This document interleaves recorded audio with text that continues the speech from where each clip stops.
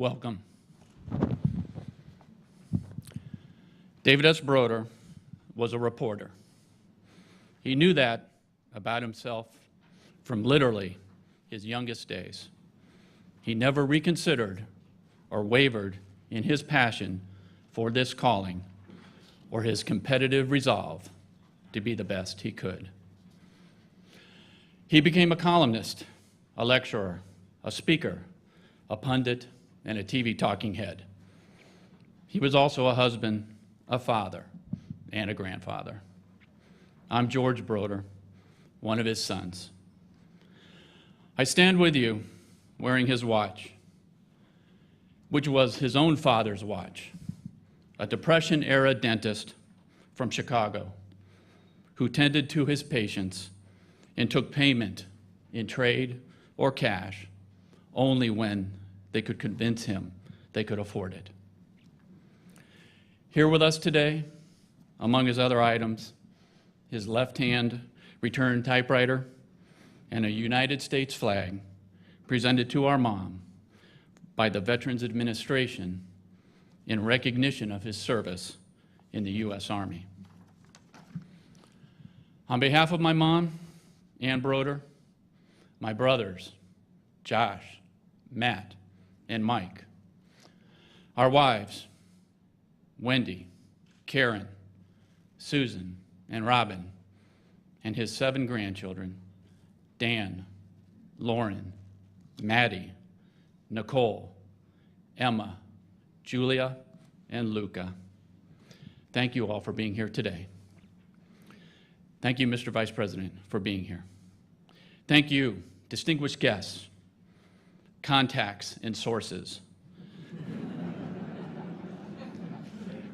His colleagues and peers from the Fourth Estate, and those of you who were his loyal readers for being here. Thanks for your patience in waiting to get started. We hope you enjoyed the slideshow and the music of the Sage String Trio. My father was active, engaged, relevant, and curious to virtually the very end. His last column ran on February 6, and he left us on March 9. Now, he would not have truly understood it, and the truth is, I don't really get it. But in the 24 hours after he died, he had more tweets than Charlie Sheen or Princess Kate's dress. Not bad for an 81-year-old who had his challenges with the new wired world we all live in. Thank you for laughing. Not because I'm a wannabe stand-up comic, but because we want there to be laughter in the room today. This is a memorial service. We will have some tears. But my father loved to laugh, so let's recognize that also with laughter and goodwill. Yes, our family is grieving. We thank you for being here to share that with us, as well as the celebration of a long, full life. We regret that the circumstances in his last month prevented many of you from being able to visit with him. The family wants you to know that he was never in any great pain. In his last hours and days, he was at peace with himself and the decision that it was time to go. My father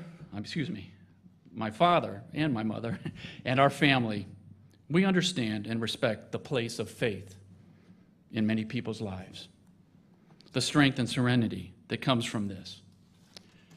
We are not a religious family in the conventional sense. So we gather here today at the National Press Club at his direction, the cathedral, if you will, to the highest values and standards and goals of the profession to which he dedicated his long life. The brilliance and importance of the First Amendment to the Constitution, the role and purpose of the free press in an open, democratic, pluralistic, there it is, society.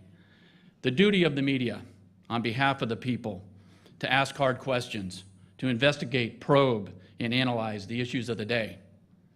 The responsibility of the members of the Fourth Estate to inform, educate, communicate, and deliver their views about what they found in an unbiased, straightforward, and honest form. And finally, with the distinct sanction of the First Amendment, the need to exercise this honor and obligation with civility and respect for fellow Americans and those from other nations. So that's why we're here at the National Press Club, and those that speak today will share their insights into his life with this backdrop. Our family is indebted to each of them for agreeing to do this. Let me say a couple things about my childhood and adulthood as one of the sons of Ann and David Broder, a political activist and a political reporter. Are you surprised if I tell you I majored in poli-sci at the University of Wisconsin? My apologies to those that have heard this story. I remember the Sunday evening in 1968, family dinner going on, watching the black and white TV as President Johnson talked about Vietnam. As the president spoke, my father realized where the speech was going. He jumped up and shouted, "He's not going to run," and bolted for the door. Moments later, the phone rang. My mom answered, and she assured the person at the post, "Don't worry, he's already on the way," and hung up. In the 6th, 7th, and 8th grade, I had a paper out. Yes, the morning paper, the Washington Post. Family connections had nothing to do with it. This was before he won the Pulitzer. My friends Steve Bauer and Del Flint already had routes, and when another route became available, I took it. A true father. One morning I was so sick I couldn't deliver my papers, and he rose to the occasion. Following an address list, he got the job done, but it took so long it was light out by the time he was finished. Word got back to my mom from a neighbor within a few days, and she said, "I saw Dave the other morning. That's amazing. He writes the paper on Monday and delivers it on Tuesday." As an adult, like many of you, I was always delighted to be able to talk public policy and politics with him, and to talk sports. He loves sports, especially baseball. I'll miss talking with him about both. No more teasing him about the Cubs or commiserating about the woeful Redskins. In recent years, I wouldn't call it a tradition, but facing the countdown that we were on, I've made a point to always call him from my cell whenever I was going to my first baseball game of the year. Walking on the Embarcadero in San Francisco, usually with a cigar and a good pal, I'd tell him, "Matt Cain is pitching. We're playing the Rockies." He'd tell me, "Have fun. I wish I was with you." I'm going to miss making that call this year. Before the first eulogy, we want to show a video of our father. He's talking about one of his two most favorite topics, his grandchildren or the voters. This is about voters. From 3 years ago, 2008 in New Hampshire. We think you'll enjoy it for the same reason we do. It shows how much he loved what he did and how he was still at it. 78 years old, his 13th presidential campaign, decades and decades and decades on the beat, and not a cynical bone in his body. Let's watch.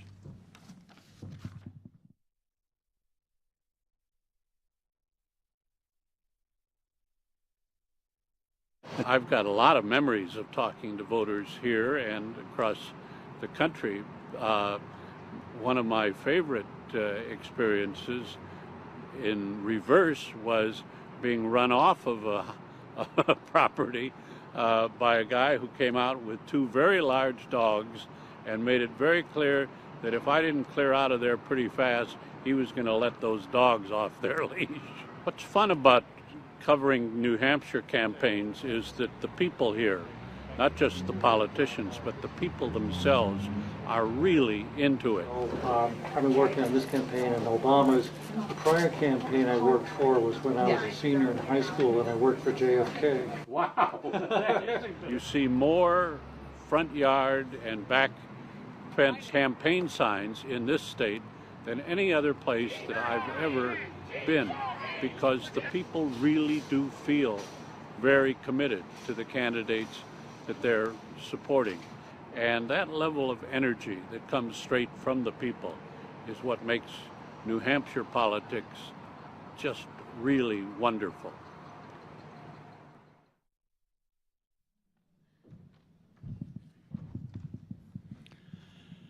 I'm pleased to introduce our first eulogy. Staying with baseball, we have a grand slam lineup. We had to start with the newsroom, where my father spent so many years of his life when he wasn't on the road. I don't know what cosmic forces are in play, but he's got the same initials as our father, DB. And he's become a good friend to the rest of the family along the way. Dan Baltz from the 5th floor of the Washington Post.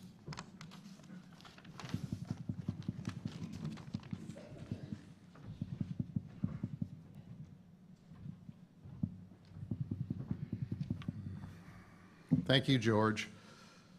Ann, George, Josh, Matt, Mike, the other members of the Broder family who are here, Mr. Vice President, distinguished guests, friends, colleagues. We're here today to pay tribute to one of journalism's giants, David Broder, a political reporter without peer. He was one of the most decent human beings any of us ever worked with, and he was also my dear friend. We mourn his passing, but we celebrate a life that in its richness and accomplishment remains an inspiration to all of us. Dave Broder was part of a generation of remarkable political reporters. They included Jack Germán, Jules Witgover, Walter Mears, the late Bob Novak, the late Johnny Apple, others too numerous to mention today.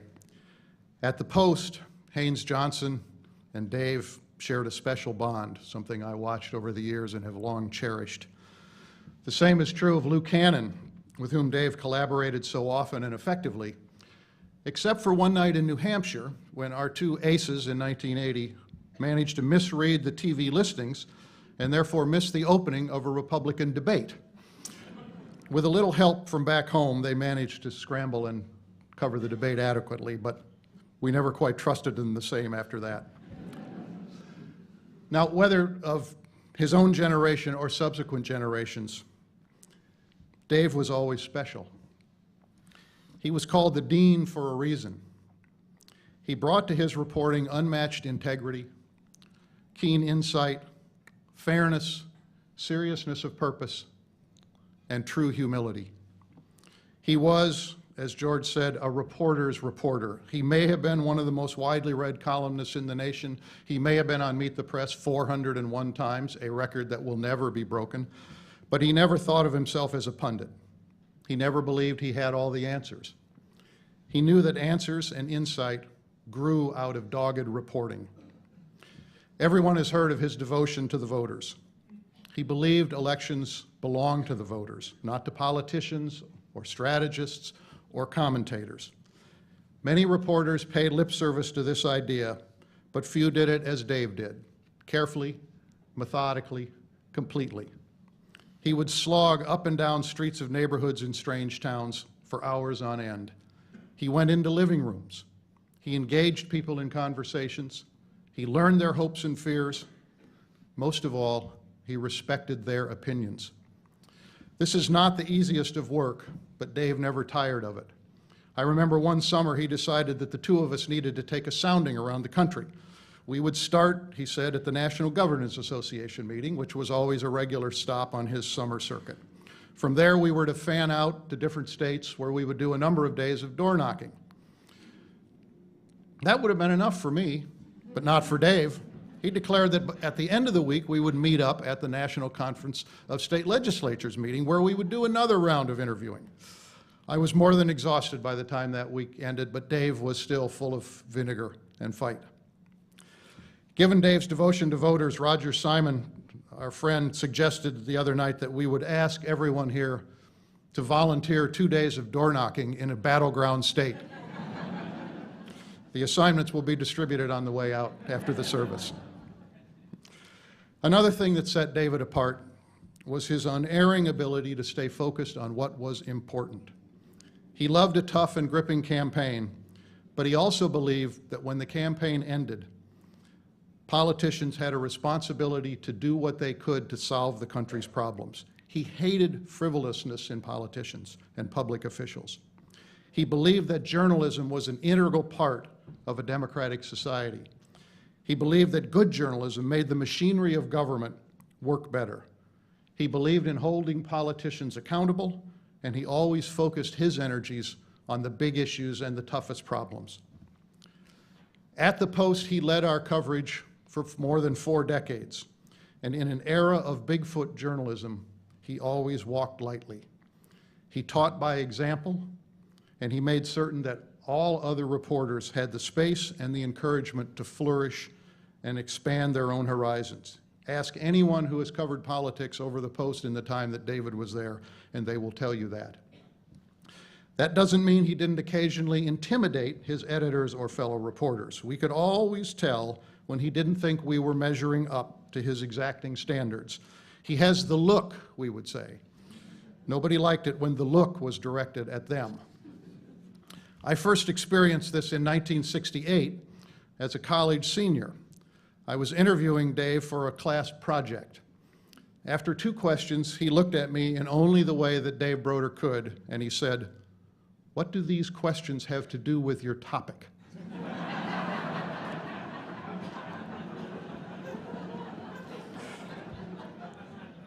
Once I pulled myself back up off the floor,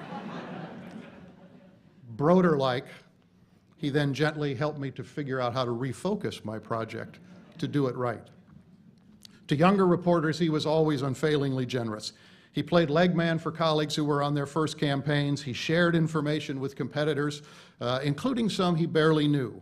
They never forgot, as the emails I received after his death show. David obviously loved more than his work. He loved Anne, his wife of 59 years, and his sons and daughters-in-law, and his grandchildren especially. He loved the Cubs. The jacket is there. He loved the theater.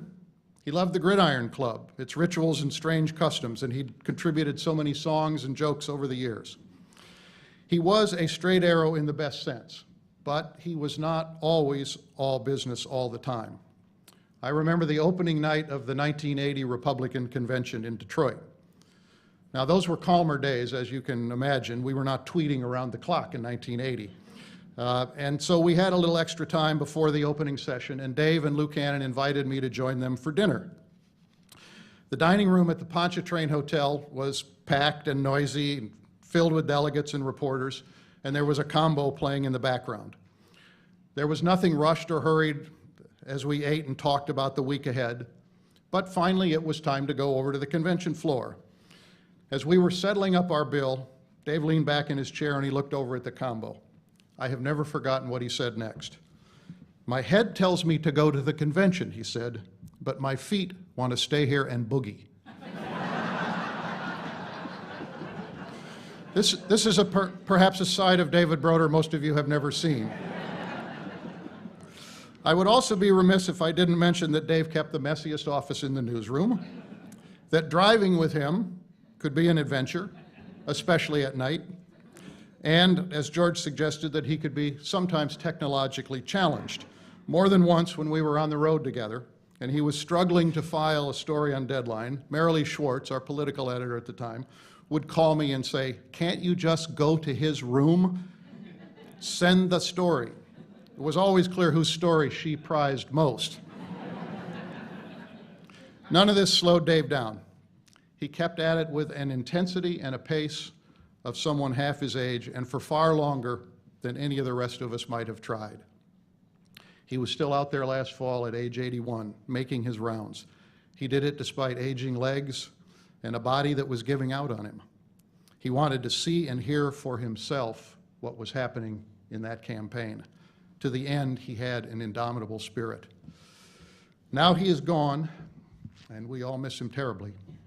He leaves an extraordinary legacy, one that embodied values that can guide all of us in these difficult times. He leaves a huge void. He is, I believe, irreplaceable. I've said this before, and I want to say it again. I cannot imagine there will ever be another political reporter like him, or a colleague for whom so many people have such respect and such affection. Goodbye, friend. May you rest in peace.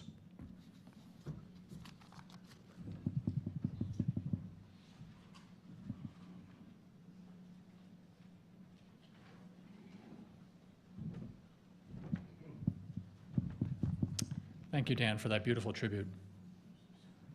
Good afternoon, everyone. My name is Matt Broder, and thank you for coming together to honor our father today.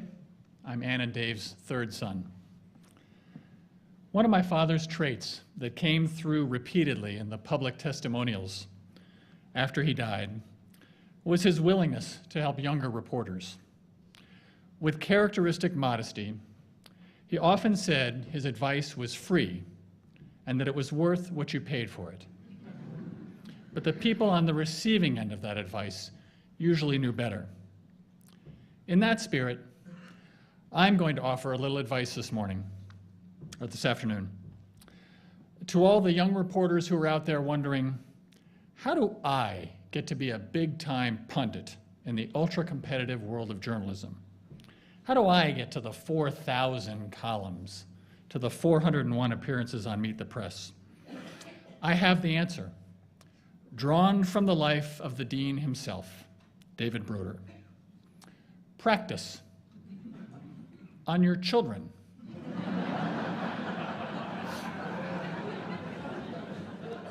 On your young children. I offer as evidence the contents of an old postcard that I discovered some time ago while rummaging through a box in the attic of the family's summer home in Michigan. This was a postcard that my father had sent to me while he was on a reporting trip in 1964. I will do the math for you. The future Pulitzer Prize winner was 34 years old. I had just turned 5. On the front of the postcard was a studio photo of 3 Basset Hound puppies. The postmark was from somewhere in Texas, Houston, I think. Dear Matthew, the postcard began, do you like these puppies? These puppies are sad.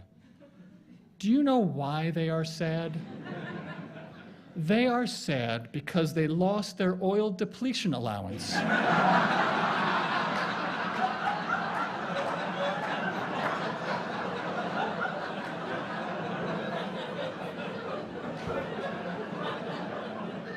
Love, Dave.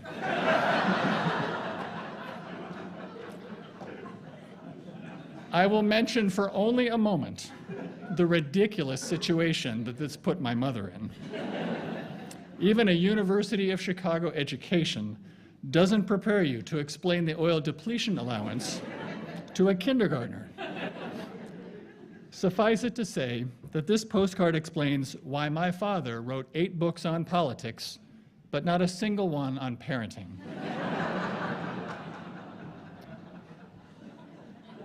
All kidding aside, this story provides an important insight about David Broder. He experienced the world through one lens only, the intersection of politics and policy. A postcard to a child became the chance to dwell on tax policy. A trip to a San Francisco sports bar with my brother George years later prompted a column about the presidential campaign process and the attention span of the electorate. And there were the annual trips to Beaver Island, Michigan, which my father used not really to relax, but more often as a springboard for musings on the environmental policies of the Reagan administration, or volunteerism in public education, or the implications of alternative energy programs. Even during our personal conversations, my father would eventually steer the conversation back to politics. I must tell you honestly, there are times when this habit becomes very annoying. But as time passed, I came to appreciate this trait, not just as one of his endearing quirks, but perhaps what most defined him and fueled his relentless, infectious happiness at being alive. When you see the world as one big classroom in which you can learn something astonishing every day brings a new source of joy. For that lesson, I say to my father, thank you. Speaking of younger journalists, I now have the pleasure to introduce one of my father's favorite journalists from the generation that came after him. Dave had a big heart for anyone with a pen and a notepad, but it is fair to say that he loved few of his colleagues more than he loved Gwen Ifill. Gwen's intelligence and insight were obvious to my father even before they were colleagues at the Washington Post in the 1980s, and the friendship they developed only deepened over the years, even though Gwen went on to work for competing news organizations. Later, my father always looked forward to his regular appearances on Gwen's Washington Week in Review, and faithfully watched the show on those weeks when he did not appear as a guest. The entire Broder family is grateful to Gwen for agreeing to deliver a eulogy today. We can think of no more fitting representative from journalism's next generation to do so. Gwen.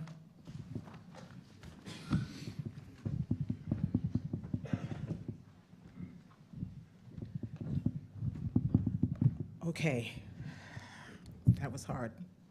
Thank you, Matt. And thank you to all of the Broders, George, Josh, Mike, the in-laws, the grandkids especially. Thank you for inviting me to speak here today and for allowing us to borrow David for so many years. David was very special to me, as he was to everyone in this room.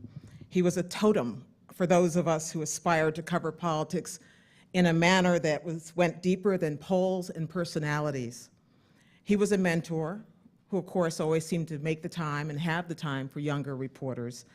And of course, he was a friend, even when he was beating you on a story, or at the very least, telling it better than you ever could. Over the past few weeks, I've been trading stories with any number of other journalists, looking, as he would, for nuggets and anecdotes.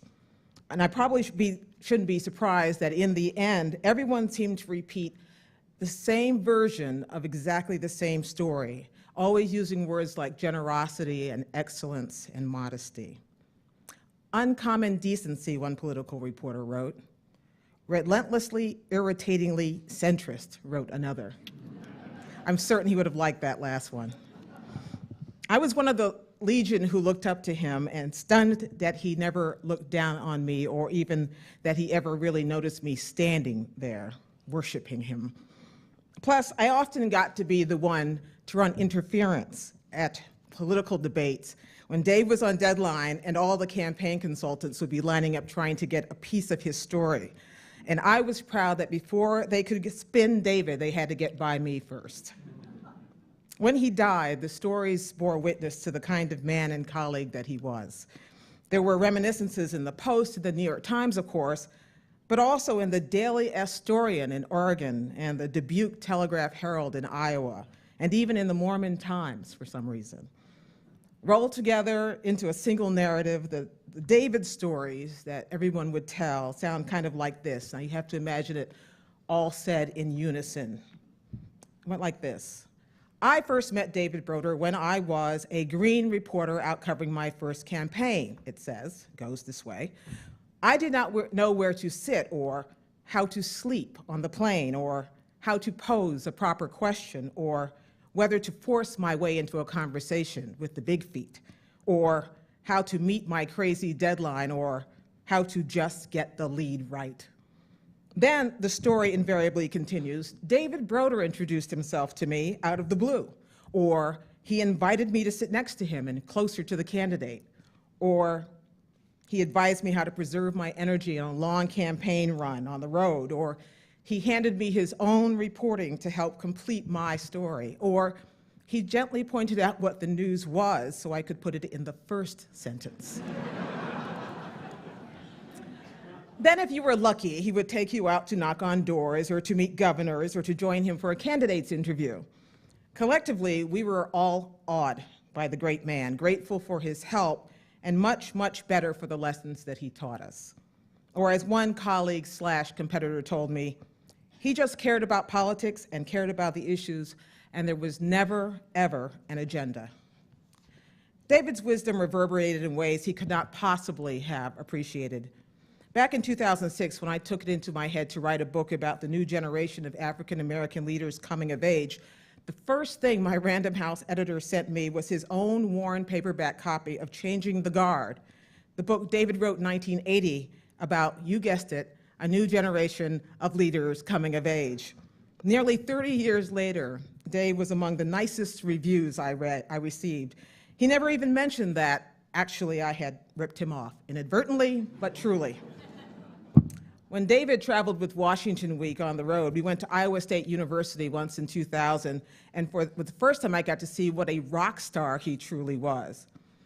When I returned to Iowa State for another visit just last week, strangers there offered me condolences, and I realized that any place that politics is discussed, he is still a rock star.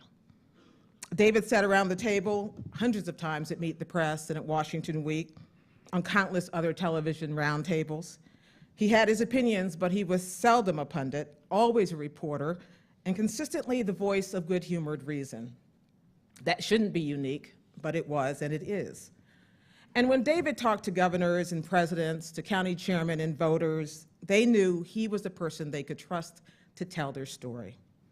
He was the one who taught me that the best interview is almost always the one done with someone you had never heard of.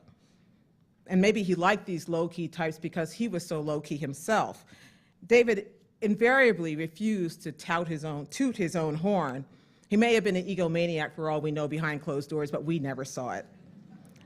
In fact, he devoted an entire chapter in a book he wrote in 1987, Behind the Front Page, to telling the stories of what we, mostly he, got wrong. He recognized the warts in our profession, and he taught us about that too.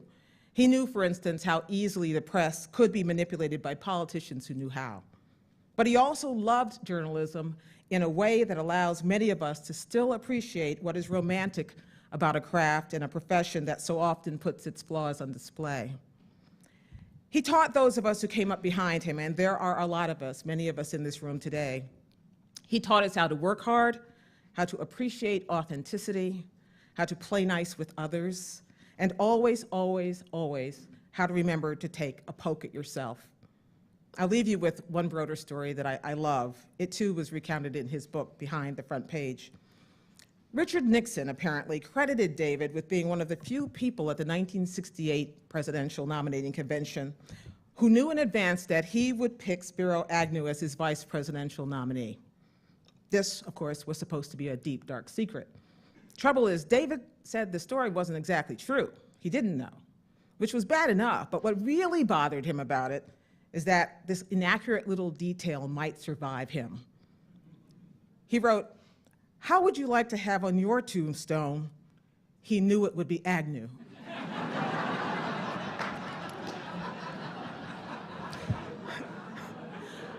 No worries, David, no worries.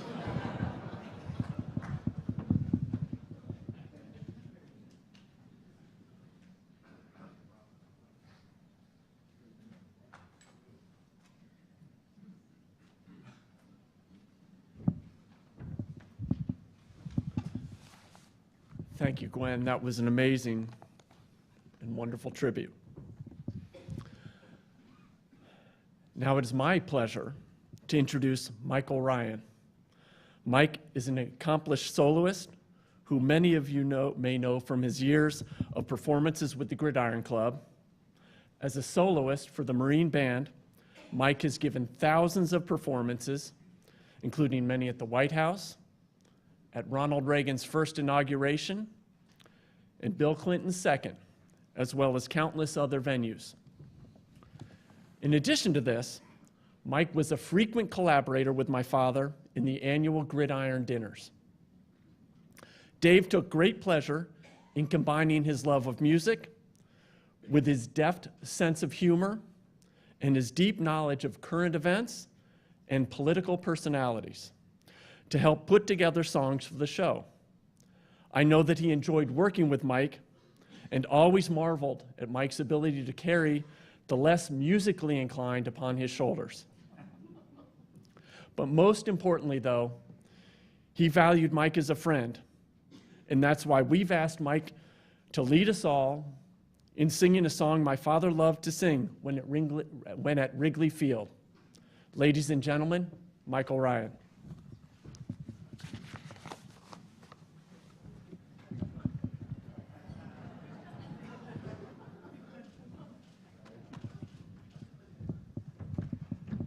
Well, ladies and gentlemen, you know what's coming now. As George said earlier, this is a celebration, and in that spirit, I'm going to ask you to turn to the back page of your program where you'll find the words to Take Me Out to the Ball Game as sung at Wrigley Field, Chicago. So you have to look at those words carefully.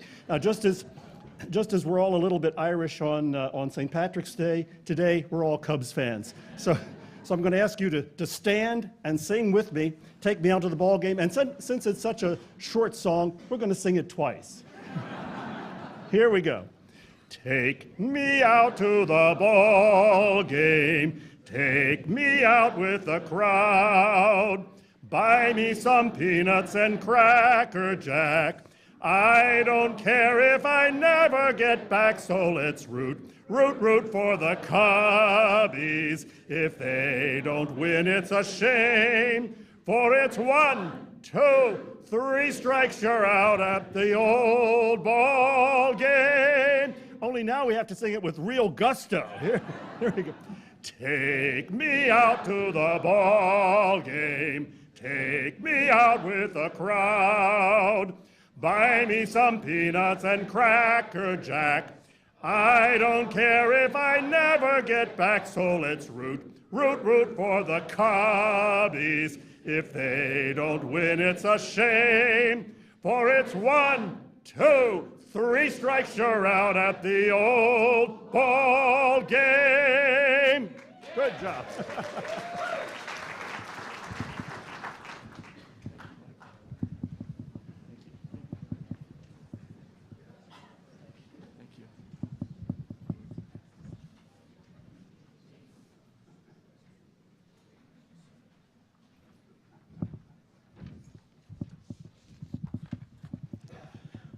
Wow. Thank you, Michael. That was truly wonderful. My name is Mike Broder, and I'd like to quote my nephew, Luca, as I get started here. I am told that as he was walking to school on his way to his first day of kindergarten, he looked up into his father's eyes and said, "I'm more nervous than I look."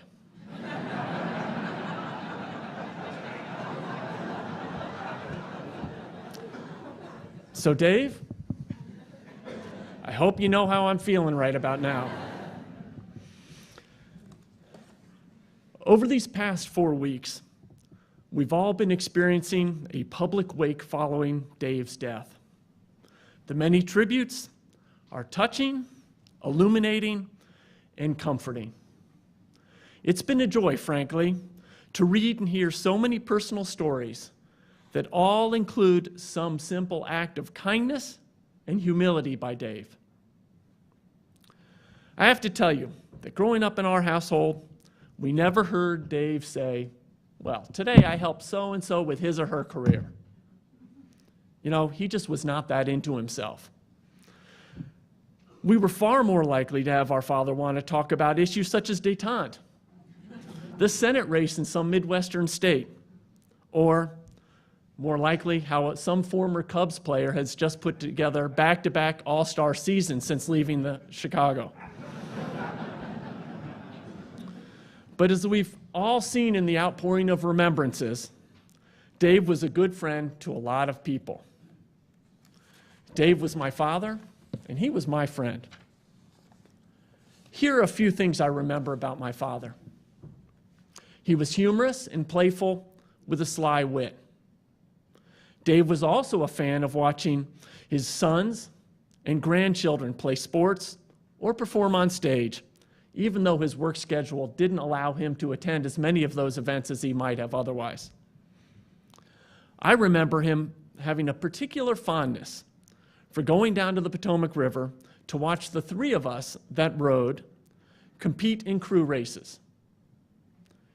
The regattas were a place he could relax in some comfortable clothes and just be outside. Now, to be honest, crew is not often the best spectator sport. The races are a mile long and typically not easily observed from the spectator area. Go figure. But Dave would not be deterred. So during my high school years, he would often walk back across the Key Bridge to the Virginia side and scramble up the Virginia seashore or river side just so we could get a better vantage point on the earlier part of the races. Needless to say, he was the only spectator watching from the Virginia woods. And all of us in the boats could easily see him in the foliage, not just because he was shouting loudly, but because he was wearing bright fire engine red pants. And when we returned to the docks, others would ask, and I would confirm, yes, that's my dad in the red pants. Fashion choices aside, one of the things I loved most about Dave as my father was his ability to connect his personal and professional lives in very specific moments. My senior year in high school coincided with the 1980 presidential election. My government teacher, Alice Suffett, was a big fan of Dave's. So he and I cooked up an idea, it was mostly his, that he would take one of the short paper assignments that she gave me, and he would write the paper for me to submit.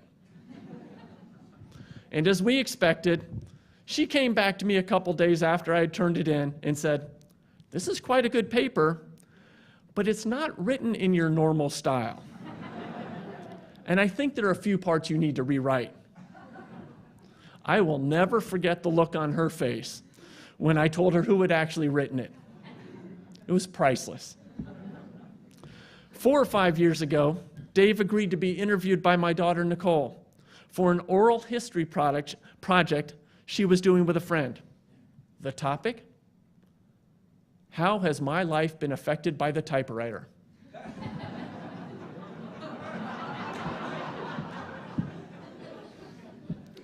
A few days ago, I listened to the interview again and was reminded how gentle, yet serious he was in answering questions about when he learned to type, did he use different typewriters, and what were the most important stories he had ever written on a typewriter.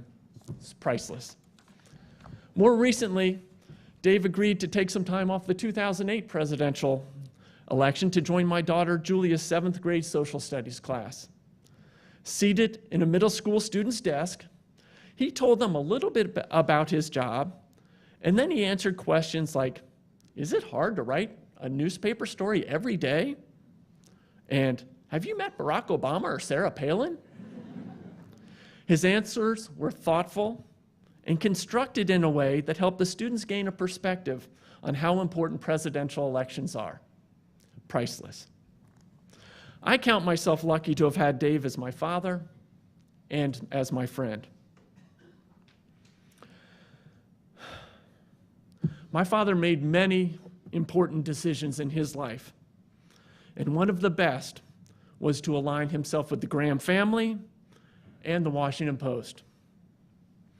In the weeks leading up to Dave's death, many people reached out to me to pass along their thoughts and best wishes to both my parents. Don Graham was one of those people. I quickly gained an appreciation of something my father had told me many times.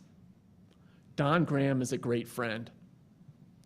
And since Dave's passing, Don has done so many things to help our family during this very difficult time, including being here today to deliver his own eulogy. Ladies and gentlemen, Chairman and Chief Executive Officer of the Washington Post Company, Don Graham.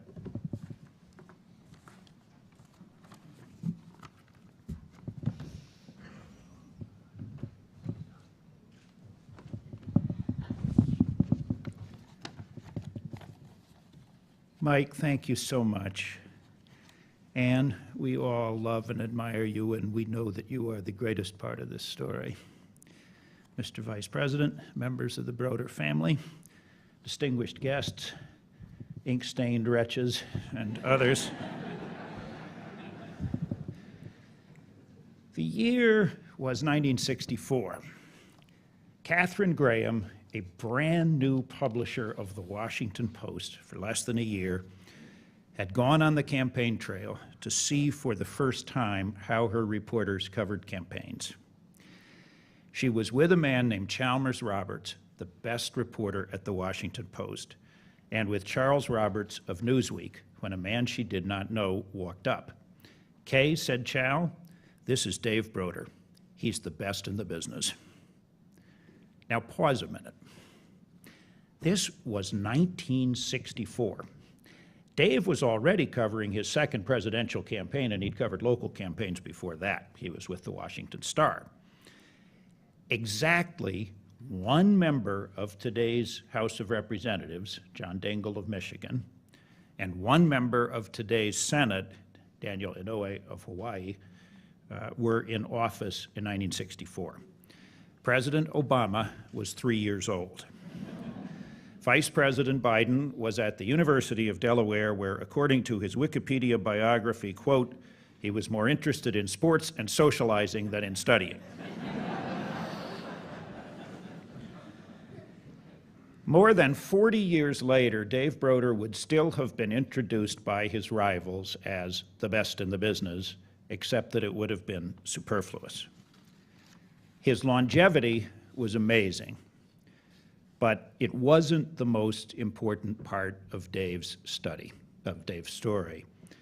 And when someone dies who has been so important to so many of us, it seems to me a good moment to say why. What made him so special at what he did? First, Dave knew exactly what he wanted to be. He was a member from high school days of the crazy class of people called reporters. They are as smart as their college classmates who go into law or banking or business. They understand they will not get rich as reporters, but they want to ask questions, they want to find things out. They can't explain why they want to do what they do. They love it. Their college life revolves not around the fraternity, or I regret to say the classroom or the library, but around the college newspaper. I don't know the other members of the University of Chicago class of 1947, but I would make a bet that David wasn't the wealthiest. But in his working life, I would bet he was pretty close to the happiest. Second among reporters, Dave was one of the lucky ones who absolutely fell in love with his subject. He never wanted to do one thing in the world but write about American politics. He believed that elections and the work of elected officials were important, and he wanted to describe them as fairly and as accurately as he could. Robert Frost said it perfectly in a line, "My object in living is to unite my avocation and my vocation," and that is what David did. Third, David was the best colleague in the world.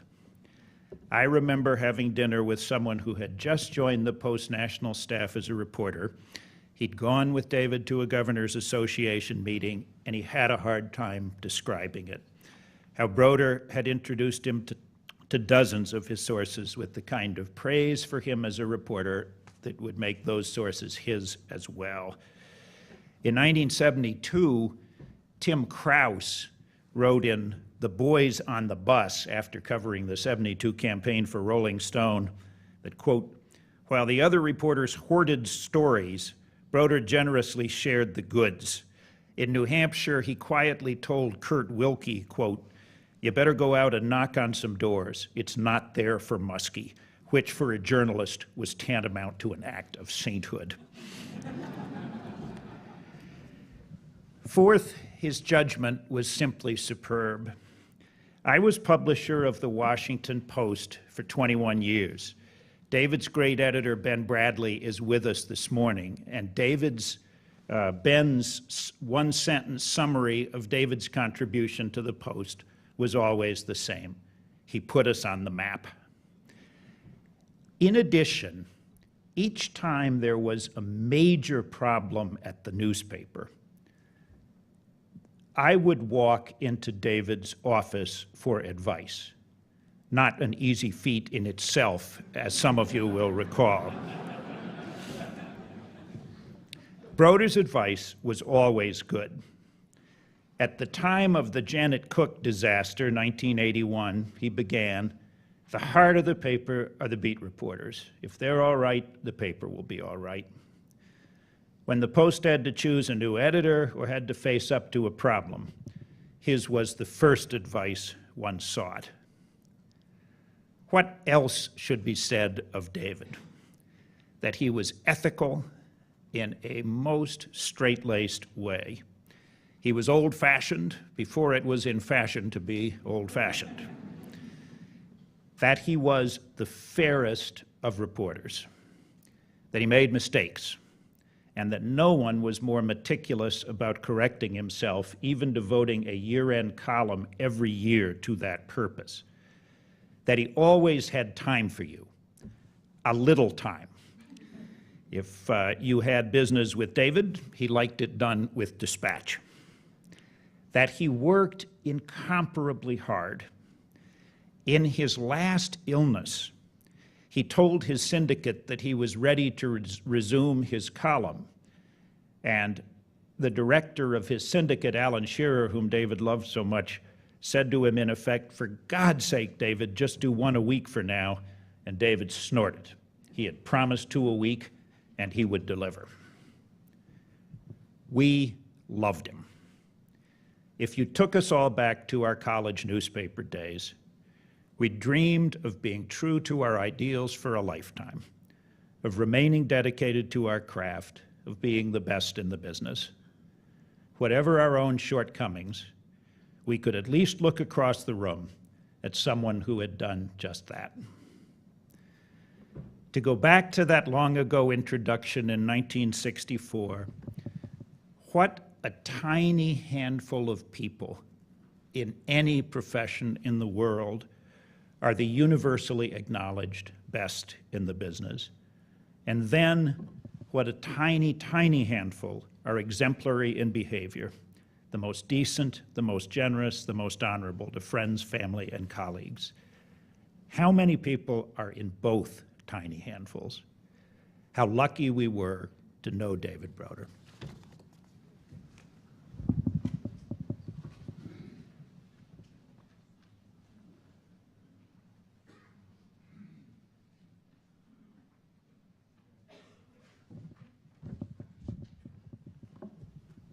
Thank you, Don, for capturing the essence of our father so beautifully and succinctly. And let me extend just for a moment a thanks also to Ben Bradley for inviting my father to the party, a party that he enjoyed for more than 40 years. Thank you.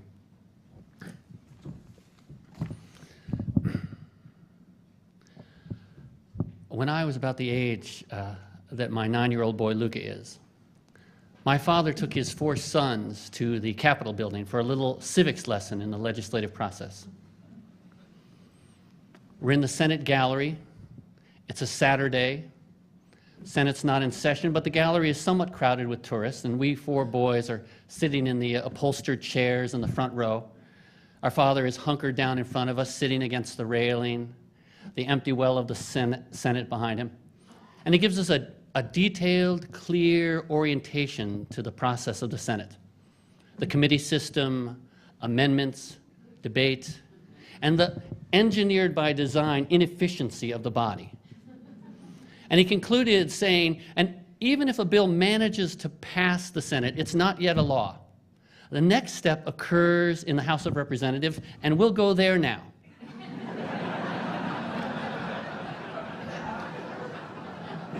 And my father stood up, and his 4 sons stood up, and about 15 tourists stood up.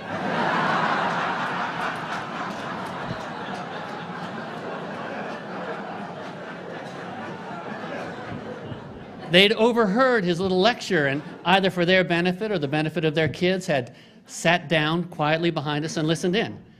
Dave gave each of them his Dave Broder handshake, and then all 20 of us headed over to the House of Representatives. I felt so proud of my father in that moment. But if I'd had any of the prescience that he'd show in predicting election results, I'd have also realized then that for the rest of his life, I'd be sharing my father with a lot of people.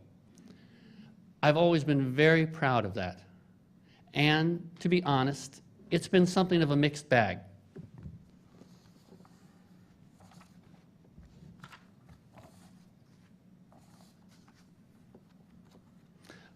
But even as a kid, it was hard to begrudge my father his work life.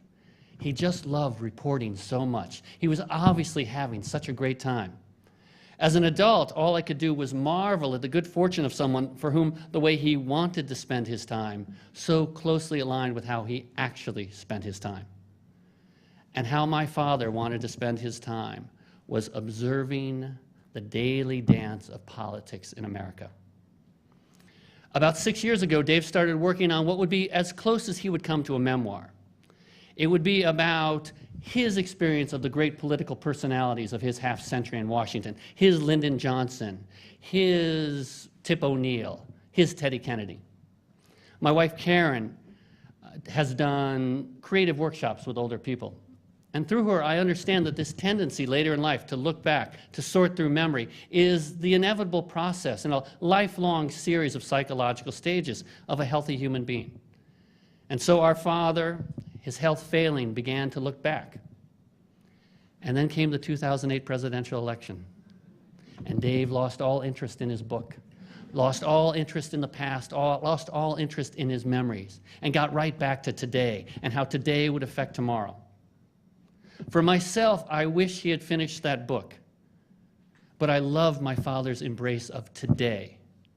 And I'm so happy for him that he lived long enough to cover a presidential election that he found even more thrilling than his first in 1960. That passion for politics and policy supported him through the dynamic first 2 years of the Obama administration, stuck with him almost to the very end of his life, right to his last week among us. And then with days to live, our father lost interest in politics.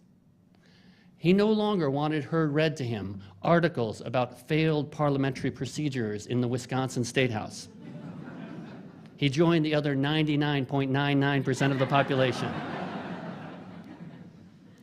But when Dave Broder loses interest in politics, what's left? I'll tell you. First of all, a manifest adoration and gratitude towards our mother. Beyond that, laying in his hospital bed, waiting patiently for death, our father was to everyone, family, friends, kind, good-humored, solicitous, appreciative, gentle. 50 years ago in the Senate gallery, what drew those tourists to David S. Broder was his expertise. A month ago, what had orderlies, nurses, doctors stopping by his bedside for an extra visit and to see to his comfort was our father's goodness, his decency.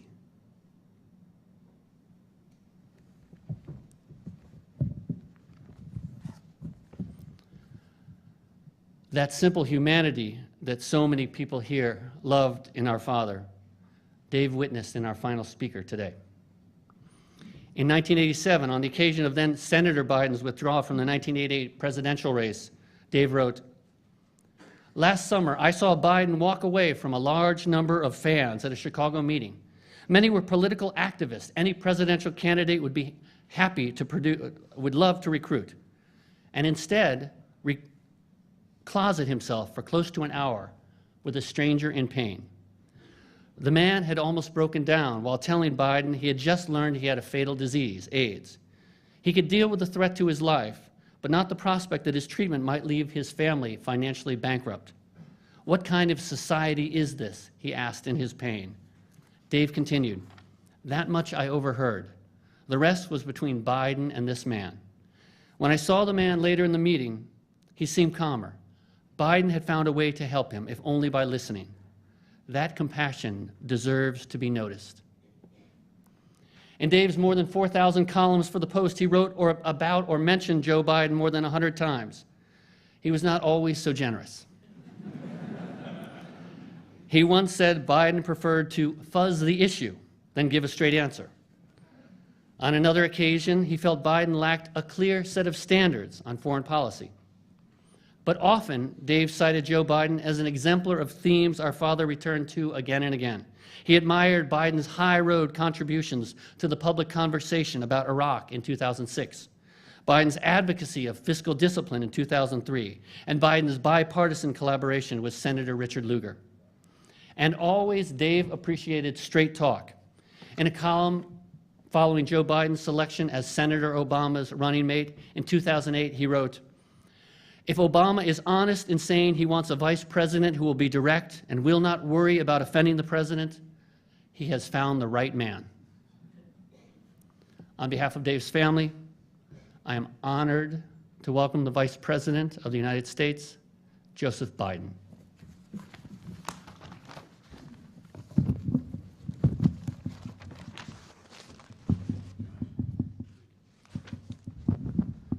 Josh, as you walk off the stage, it's true, the words weren't so generous, but they were accurate.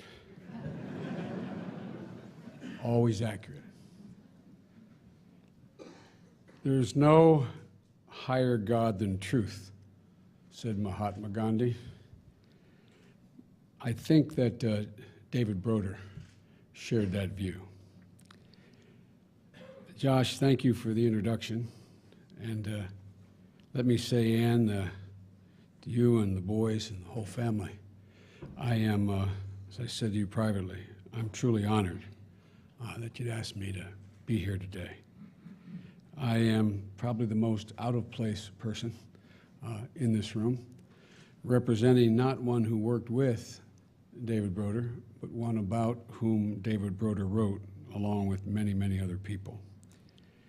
And I say to the boys, if my dad were here and my dad got to meet your dad, which was a high point for real when following me in the campaigns, he would say, boys, you've got good blood.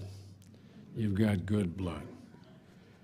I want you to know that I'm fully aware that this task is beyond my capacity to find the words to do justice to what your husband, your father, your grandfather meant to our institutions and those things that assure that our democracy persists.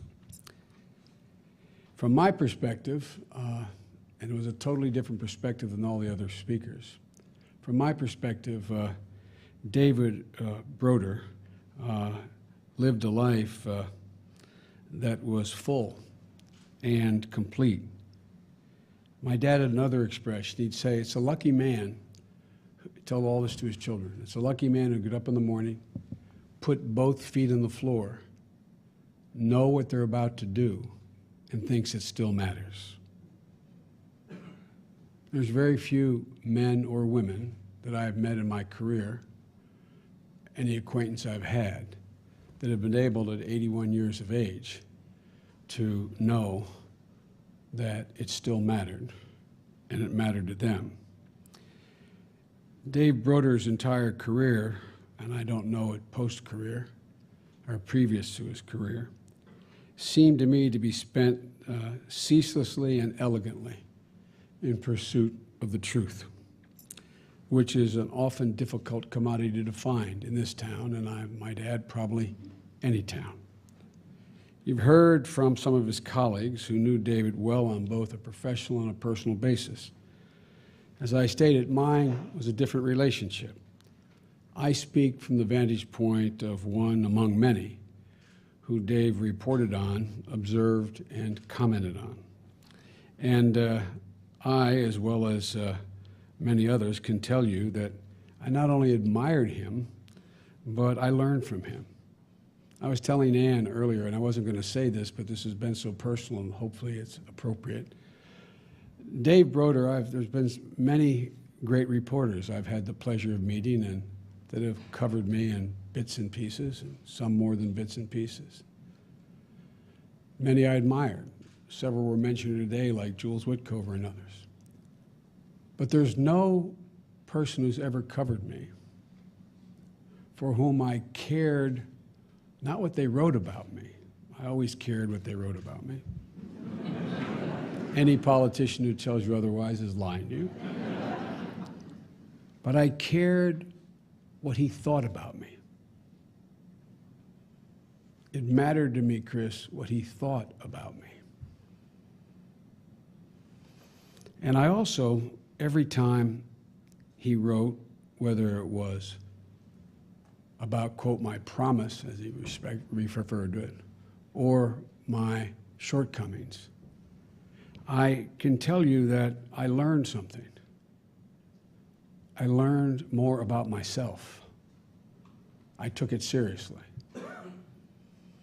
I still have hanging on my wall in my library at home, which my wife framed, was that story marking the end of what was an embarrassing campaign in 1987. And I also learned, and I think like tens of millions of Americans, I also learned more about my country, reading David Broder, listening to David Broder.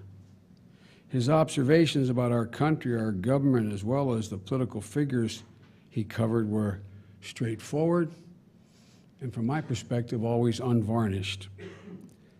And he was different. He was different than every other press person I've ever met. Like all his undertakings, there was, and all undertakings at all professions, there's some who just tower above others, whether it's in baseball or in politics or in business or in journalism. He was a towering figure. And he wasn't only recognized as that by his peers and his fellow journalists, he was recognized by that, those of us who are on the other side or in the notebook. He was a towering figure. You didn't have to know that he had won a Pulitzer, or that he had 16 honorary degrees, or had enough journalistic awards to fill up my entire office in the West Wing. You just knew. You understood. It was obvious. In a town full of monuments, David Broder stood tall. And if you forgive me as a politician commenting on the profession of journalism, he stood tall as a monument to journalism. He was fair, he was fearless in the pursuit of both truth and of justice. He was anchored. A phrase has become very popular, but it was always associated with him. He knew who he was. He knew what he believed. And he had an uncanny ability to get to the essence of the person who he was covering. You referenced a story about the Chicago meeting and the '87 campaign. Again, I was telling Ann a moment ago, what amazed me to the very end, that he would get in a plane, he would get in an automobile, and he'd drive to places and do things and interview people who I don't think anybody else thought was worth interviewing or traveling to. He was a guy who, it seemed to me, was always clear-eyed and analytical, who thought it was necessary to observe the details himself, to feel it, to touch it, to get his own assessment, to taste it. He was doing that, as the family knows and all of you know, when he was 80 years old. I showed up at places in the last campaign and wondered, how in the hell, why did he go here? I couldn't figure out how the hell I was there. And I was running for vice president. And he wasn't covering me. Ladies and gentlemen, he seemed to me that he was a skeptic without being a cynic. It was obvious that although he seemed to have very little faith in the grand solutions offered by political figures and others, he did have faith in the strength and purpose of our institutions, both governmental and non-governmental.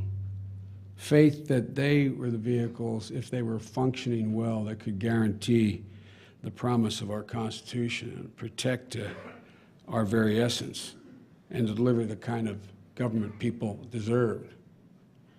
You know, when you use that expression here all the time, we're a government of laws, not of men, I seem to me that David Broder knew individuals could make a gigantic difference, but institutions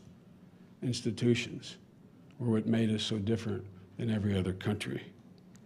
He didn't moralize, at least I never observed him moralizing. He always analyzed. He reported the facts as he saw them by covering them up close and with his own eyes.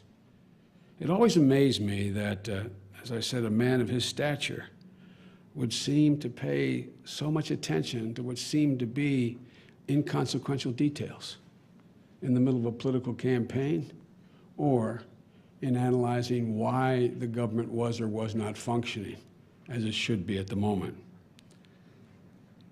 And it was not unusual, it seemed to me, that he did that in covering every one of us, any one of us who were involved in politics. He was one of the few guys that, or women that when they covered you, you were quite sure there'd be nothing glowing that would be written, but you're also sure that whatever he wrote would be reflective of the essence of who you were, even if he exposed your warts, which he did. He gave true texture to his writing, and it gave insight to his readers, gained from a writer who, as I said, knew himself, felt and knew the real story that others seemed to be just covering. He covered Washington with my observation of 38 years, no malice, no sentimentality, and no excuses. As has been mentioned many times, he was always fair and occasionally hopeful. Just as he made me and my colleagues look at ourselves, and introspection is not a virtue that most politicians have, he made Americans look at themselves as well.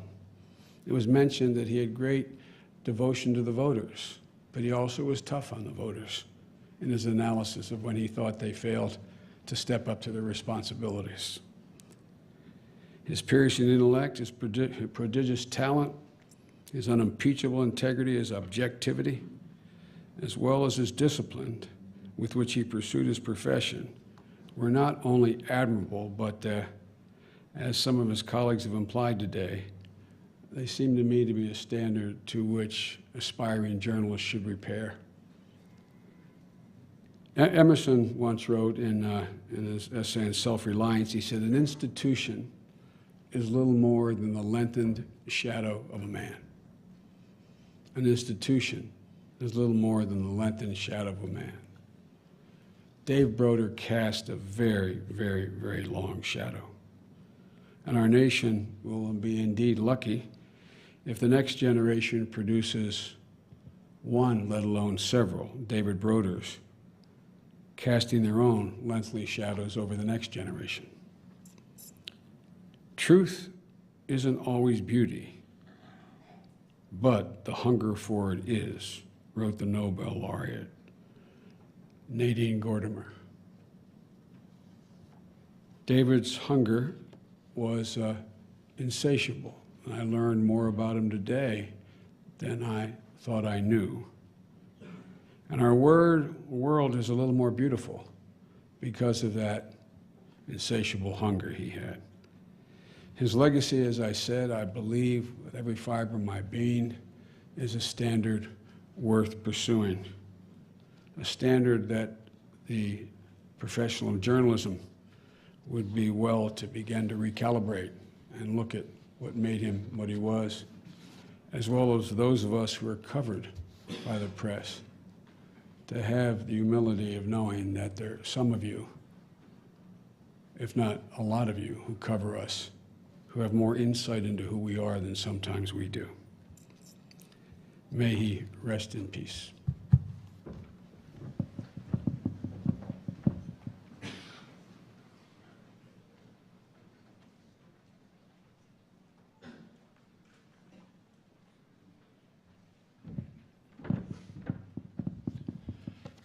Hello again. Thank you, Mr. Vice President.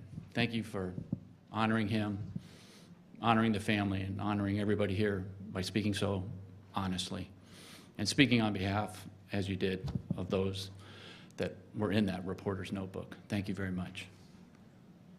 As we conclude, thank all of you again on behalf of the family for helping us say farewell and celebrate the life of our father, our grandfather, David S. Broder.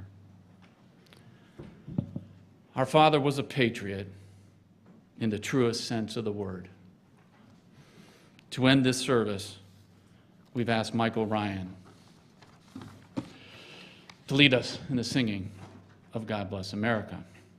Following the song, please remain for a few moments in the ballroom as our family and the Vice President leave the room. A reception will begin shortly on this floor on the other side of the building. Please wait for the voice of God and the Secret Service to alert you that it's okay to leave the room. So once the family leaves, we will visit with you soon across the hall there. We know many of you have to get back to work running this country. Those of you that can stay, we look forward to visiting with you and hearing your stories. Please make sure you sign one of the guest books and look at the items in front of the ballroom as you wait. On behalf of our family, thank you very much for being with us here today. Michael. Let's all stand once again, and this time we'll sing God Bless America. God bless America, land that I love. Stand beside her and guide her through the night with a light from above. From the mountains to the prairies, to the oceans white with foam, God bless America, my home, sweet home. God bless America, my home, sweet home.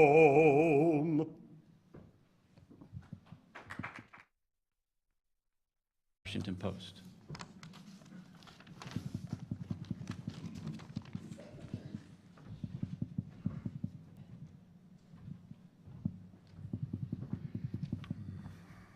Thank you, George. Ann, George, Josh, Matt, Mike, the other members of the Broder family who are here, Mr. Vice President, distinguished guests, friends, colleagues. We're here today to pay tribute to one of journalism's giants, David Broder, a political reporter without peer. He was one of the most decent human beings any of us ever worked with, and he was also my dear friend. We mourn his passing, but we celebrate a life that in its richness and accomplishment remains an inspiration to all of us. Dave Broder was part of a generation of remarkable political reporters. They included Jack Germán, Jules Witgover, Walter Mears, the late Bob Novak, the late Johnny Apple, others too numerous to mention today. At the Post, Haynes Johnson and Dave shared a special bond, something I watched over the years and have long cherished. The same is true of Lou Cannon, with whom Dave collaborated so often and effectively, except for one night in New Hampshire when our two aces in 1980 managed to misread the TV listings and therefore miss the opening of a Republican debate. With a little help from back home, they managed to scramble and cover the debate adequately, but we never quite trusted them the same after that. Now, whether of his own generation or subsequent generations, Dave was always special.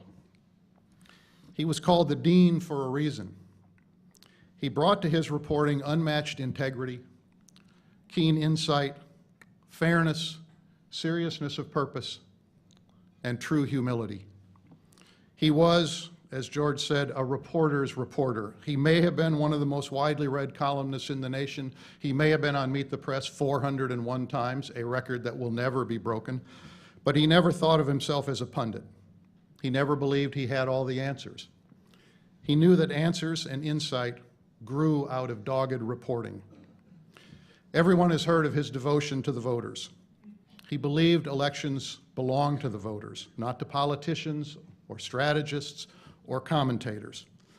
Many reporters paid lip service to this idea, but few did it as Dave did, carefully, methodically, completely. He would slog up and down streets of neighborhoods in strange towns for hours on end. Have fun. I wish I was with you. I'm going to miss making that call this year. Before the first eulogy, we want to show a video of our father. He's talking about one of his two most favorite topics, his grandchildren or the voters. This is about voters. From 3 years ago, 2008 in New Hampshire. We think you'll enjoy it for the same reason we do. It shows how much he loved what he did and how he was still at it. 78 years old, his 13th presidential campaign, decades and decades and decades on the beat, and not a cynical bone in his body. Let's watch.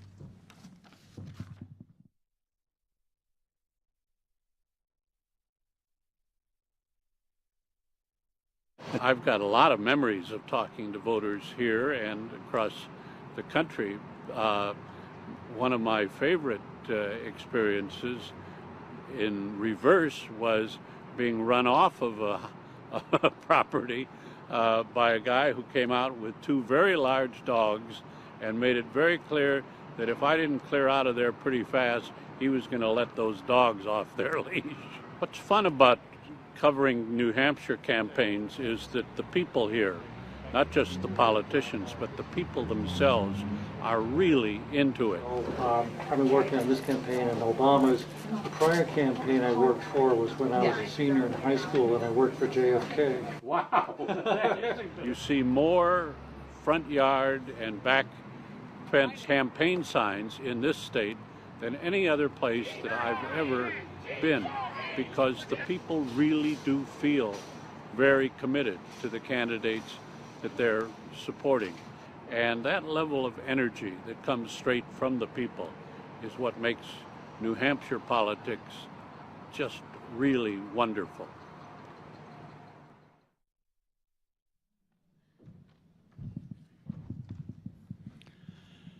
I'm pleased to introduce our first eulogy. Staying with baseball, we have a Grand Slam lineup. We had to start with the newsroom, where my father spent so many years of his life when he wasn't on the road. I don't know what cosmic forces are in play, but he's got the same initials as our father, DB. And he's become a good friend to the rest of the family along the way. Dan Baltz from the 5th floor of the Washington. Welcome. David S. Broder was a reporter. He knew that about himself from literally his youngest days. He never reconsidered or wavered in his passion for this calling or his competitive resolve to be the best he could. He became a columnist, a lecturer, a speaker, a pundit, and a TV talking head. He was also a husband, a father, and a grandfather. I'm George Broder, one of his sons.